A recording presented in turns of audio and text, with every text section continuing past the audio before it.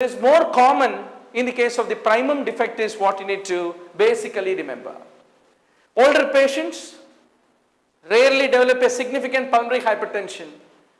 And another important thing is after the age of the 40, because of the continuous volume overload which is happening, there can be a development of the cardiac arrhythmias, atrial fibrillation can become a problem, right atrial fibrillation with a paradoxic embolization, and the present development of the heart failure is another important problem. Now let us have a few comments about the paradoxic systemic arterial embolization. The moment the RV loses its compliance, it has declared that I have failed. No more it is the left to right shunt. It becomes a right to left shunt. And the paradoxic embolization becomes much more an important concern.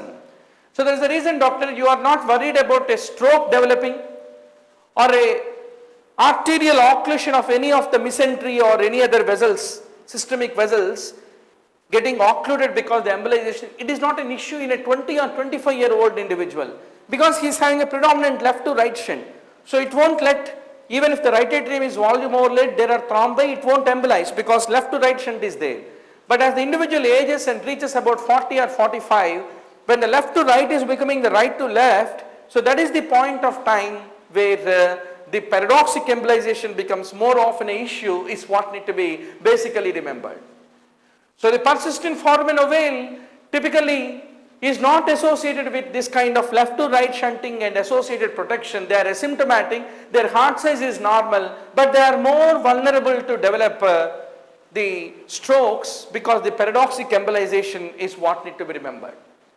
So there is a reason, doctor, if there is a development of any cryptogenic stroke in a patient who is under the age of 55 years, that is, there is no atherosclerosis, there is no hypertension, there is no diabetes, there is no OCP pill, there is no antiphospholipid antibody syndrome, protein C, protein S, everything are normal. There is no reason why there should be a development of stroke, but there is a stroke, a cryptogenic stroke.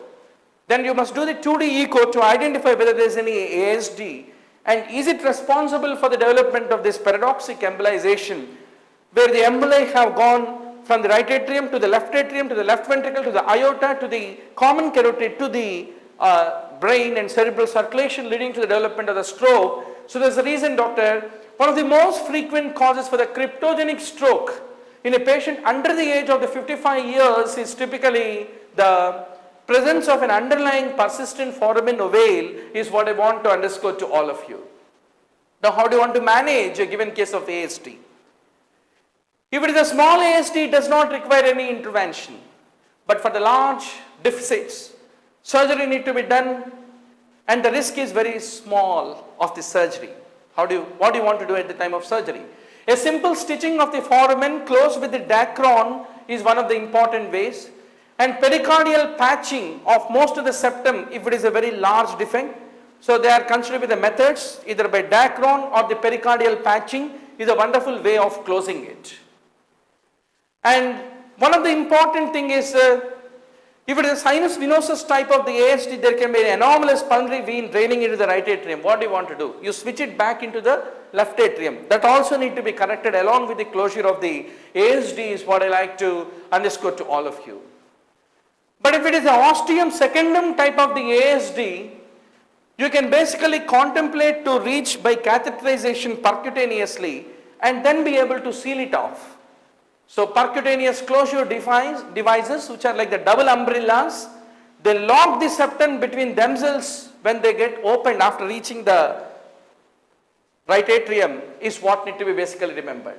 So you can see, doctor, this is the left atrium, this is the right atrium, this is basically the MPLATS device which is the double umbrella like device which typically has reached there and it has opened up and then closed the defect between the right atrium and left atrium. But which type is this kind of percutaneous closure very effective?